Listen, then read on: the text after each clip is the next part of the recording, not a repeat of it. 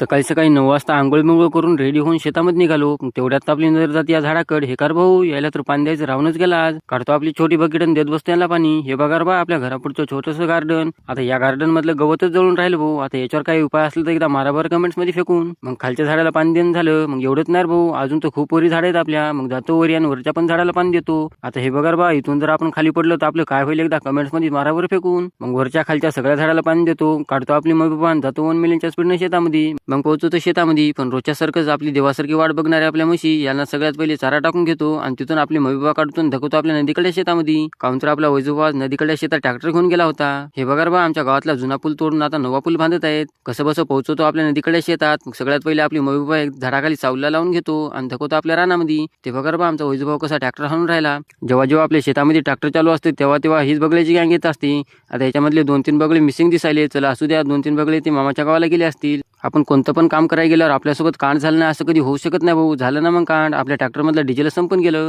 आणि हे बगळे बघा कशी आपल्या ट्रॅक्टरचीच वाट बघतायत, कधी चालू होते आणि कधी खायला भेटते. आता भेटत नाही रे बा, याच्यामधलं तर डिझेल संपून गेलं. आता 1 घंटा तर डिझेल आणायलाच लागते. आता तुम्ही तुमच्या घरी जा आणि आराम करा. मग नंतर 1 घंट्याच्या नंतर या. आम्ही जातो आता डिझेल आणायला. तर आता चला मग आजच्या पुरतं एवढंच. भेटूयात आता पुढच्या व्हिडिओमध्ये. आता व्हिडिओ आवडला असेल तर फॉलो करा, नसेल आवडला तर कोरडी बघून त्याच्यात उडी टाकून जेवून देऊन टाका.